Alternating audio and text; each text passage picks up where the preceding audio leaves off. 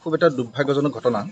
অসমৰ সন্তান অসমীয়া যুৱকক অসম পুলিচ আৰু চৰকাৰৰ নিৰ্দেশত তেখেতলোকক গুলীয়াই হত্যা কৰা যিটো প্ৰচেষ্টা লৈছিল, তাৰ তিনিগৰাকী শদিয়াৰ যুৱক আমাৰ দীপজ্যোতি নেওগ, বিশ্বনাথ বৰগোহাঁই আৰু মনোজ বুঢ়াগোহাঁই তিনিওজনৰ আৱাসলৈ আমি আহিছোঁ। তেখেতৰ পিতৃ মাতৃৰ লগত আমি লগ ধৰিছোঁ।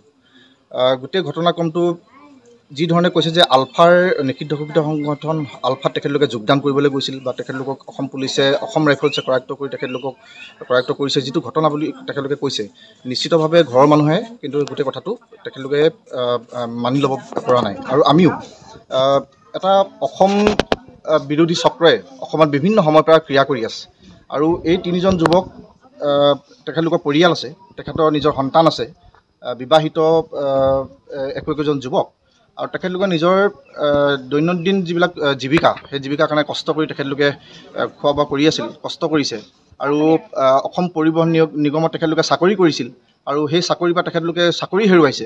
তেনেকুৱা ধৰণৰ এটা পৰিয়াল, এটা খুব মানে এনেকুৱা এটা সময়ত এটা জটিল সন্দিক্ষণত তেখেতলোকক গুলীয়াই হত্যা কৰাৰ চেষ্টা, আৰু এই চেষ্টা বিভিন্ন সময়ৰ পৰা ক্ৰিয়া কৰি আছে আৰু অসম বিৰোধী এটা চক্ৰই ইতিমধ্যে অসমৰ বিভিন্ন প্ৰান্তত কাম কৰি আছে।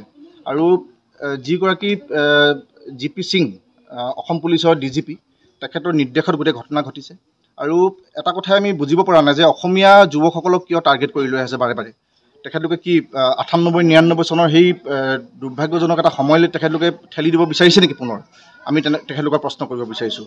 মাননীয় মুখ্যমন্ত্ৰী ডাঙৰীয়া, তেখেত গৃহ বিভাগৰ দায়িত্বত আছে। মুখ্যমন্ত্ৰী ডাঙৰীয়াই যদি ভাবিছে যে তেখেতে পুলিচ শাসনতেই গোটেই সমগ্ৰ অসমখনক তেখেতলোকে মানে কণ্ট্ৰল কৰিব বিচাৰিছে, তেখেতলোকে শাসন কৰিব বিচাৰিছে, তেতিয়াহ'লে কৈ দিয়ক, আইন আদালত দৰকাৰ নাই। যদি তেখেতলোকে কিবা ভুল কৰিছিল, তেখেতলোকক কৰায়ত্ব কৰি তেখেতলোকক আইনী ব্যৱস্থা ল'ব পৰা তেওঁলোকক বিভিন্ন অৱকাশ আছিল, কিন্তু তেখেতলোকক গুলীয়াব কিয়?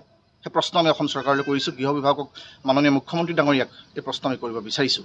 আৰু বাৰে বাৰে তেখেতলোকে যি এই ধৰণৰ অসমীয়া মানুহক শিৱসাগৰত হৈ দিনাখন এজন অসমীয়া যুৱকক গুলীয়াই হত্যা কৰিছে, জোনমণি ৰাভাক যিগৰাকীয়ে হত্যা কৰিছিল, তেখেতলোকে UP লৈ পলাই যাব সক্ষম হৈ গ'ল, কিন্তু তেখেতলোকৰ আজিৰ তাৰিখত তেখেতলোকে এৰেষ্ট কৰিব নোৱাৰিলে, তেখেতলোকৰ ওপৰত ব্যৱস্থা গ্ৰহণ কৰিব নোৱাৰিলে।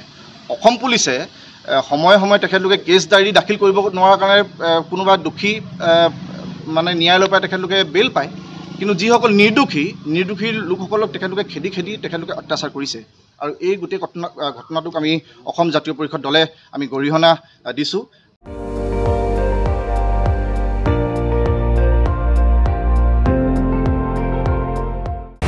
আপুনি চাই আছে ND24, সৰ্বশ্ৰেষ্ঠ নহয়, সৰ্বোত্তমৰ দৌৰত।